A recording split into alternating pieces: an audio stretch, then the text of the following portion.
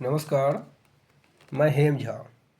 दोस्तों, आज मैं फिर एक बार कांग्रेस पार्टी की बात करूंगा। बिहार में इतना बड़ा इलेक्शन डिबेकल के बाद जो मीटिंग पे मीटिंग हुए जा रहे हैं, आज भी मीटिंग हुआ है।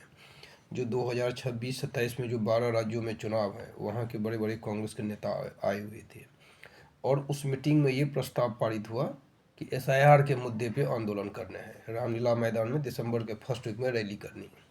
यानी कि इस हार का जो एकमात्र कारण वो एसआईआर है, चुनाव आयोग है, ज्ञानेश कुमार है, बाकी कुछ नहीं। ग्राउंड पे क्या इशूज हैं, क्या उस इशूज को हमने एड्रेस कर पाए, हम उसको टच कर पाए, हमारा कैंडिडेट सिलेक्शन सही था, किसने क्या ईमानदारी से काम किया, ज़मीन पे हमने क्या मेहनत किया, हमारे बूथ लेवल क्या तैयार थे, नहीं, ये सब कोई मुद्दा नहीं कांग्रेस के लिए। बस एक ही मैं कह रहा हूँ ना, वो राहुल गांधी की जो आदत है, कोई एक मुद्दे को पकड़ लिया, बस बजाते जा रहे हो, बजाते जा रहे हो। क्या होगा उससे? आपके सामने में एसआईआर हुआ, जितना नाम एडिशन डिलीशन जो होना सब हुआ, जितने नाम हटना सब हट गया। 7 करोड़ 42 लाख था, 7 करोड़ 45 लाख का चुनाव हुआ।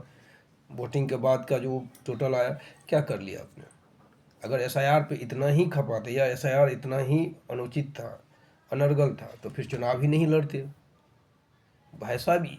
मैं करूँ ना, मैं ये नहीं कर रहा हूँ, मैं ये मुद्दा नहीं है, मैं ये नहीं कर रहा हूँ, मैं इसको रूल आउट नहीं कर रहा हूँ। बस अगर इसी मुद्दे को लेके और इसी मुद्दे के आड़ में सब जितने भी हारे हुए खिलाड़ी है, सब इसी मुद्दे के आड़ में छिप रहे हैं। चाहे राहुल गांधी हो, कैंडिडेट हो, उम्मीदवार हो, अजय माकन हो, सुरजेवाला हो, अल्लाह बड़ू हो, राजेश राम हो, यानी एक बढ़िया सा मिल गए एसआईआर।